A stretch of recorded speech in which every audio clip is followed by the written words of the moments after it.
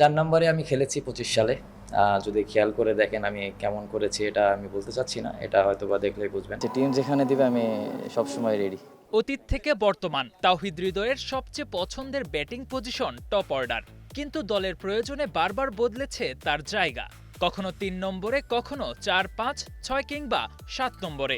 Mobile নম্বরের ডিজিটের মতোই বদলেছে অবস্থান। এর প্রভাব পড়েছিল তার খেলায়, ছন্দপতন হয়েছিল পারফরম্যান্সে। তবে পছন্দের জায়গা ফিরে পেতেই চেনা রূপে হৃদয় ঢাকা প্রিমিয়ার লিগে মোহামেডানের হয়ে লেজেন্ডস অফ রূপগঞ্জের বিপক্ষে খেলেছেন ১০১ রানের ঝলমলে ইনিংস। টিম ম্যানেজমেন্টকে যেন মনে করিয়ে দিয়েছেন নিজের রাজ্যে তিনি কতটা ভয়ঙ্কর। তবে ব্যক্তিগত সাফল্যের চেয়ে দলের প্রয়োজনকেই বেশি গুরুত্ব দিচ্ছেন এই ব্যাটার। টিমের যেটা চাহিদা থাকবে চেষ্টা করব টিমকে এভাবে সার্ভ করার। এটা টিম কল। যেহেতু খেলাটা তো আমার নিজের একার না। আর টিম যে ডিসিশন নেবে আমি ওটাতেই রাজি। শুধু হৃদয় নয়, মাঝের সময়টাতে রান খরায় ভুগেছেন বাংলাদেশের আরও অনেক ব্যাটার। এর একটি বড় কারণ হতে পারে মিরপুরের স্পিনিং ট্র্যাক। তবে টনি হেমিংয়ের ছোঁয়ায় কেটেছে ধোঁয়াশা। সাম্প্রতিক সময়ে টাইগাররা ট্রু উইকেটে খেলে পেয়েছে সাফল্য। আত্মবিশ্বাসও বেড়েছে ব্যাটারদের।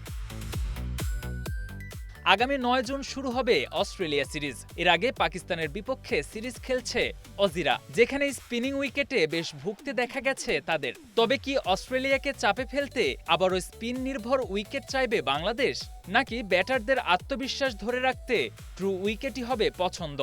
বড় একটা গোল দেখি সামনে, ওয়ার্ল্ড কাপ বা বড় আইসিসি যেসব ইভেন্টগুলো আমরা খেলে থাকি ওইসব উইকেট সবসময় ভালো উইকেটই থাকে, স্পোর্টিং উইকেট থাকে। তো আমাদের ওইসব জায়গায় পারফর্ম করতে গেলে, ভালো করতে গেলে অ্যাজ এ টিম হিসেবে রেজাল্ট যদি আমরা চাই আমাদের ভালো উইকেটেই খেলতে হবে। এবং লাস্ট ২টা-৩টা সিরিজ মনে হয় আমরা ভালো উইকেটেই খেলেছি, আমরা খুব ভালো করেছি আলহামদুলিল্লাহ। এটা যতটুকু ডে বাই ডে যতটুকু নিজেদের আরও ১ স্টেপ ২ স্টেপ উপরে নিয়ে যাওয়া যায়। বাংলাদেশের অন্যতম সেরা ব্যাটার তাওহিদ হৃদয় এখনও খুঁজছেন নিজের স্থায়ী ব্যাটিং পজিশন। তবে জায়গা যেখানেই হোক, রান করেই নিজের গুরুত্ব প্রমাণ করতে চান তিনি। KM Sony, star play.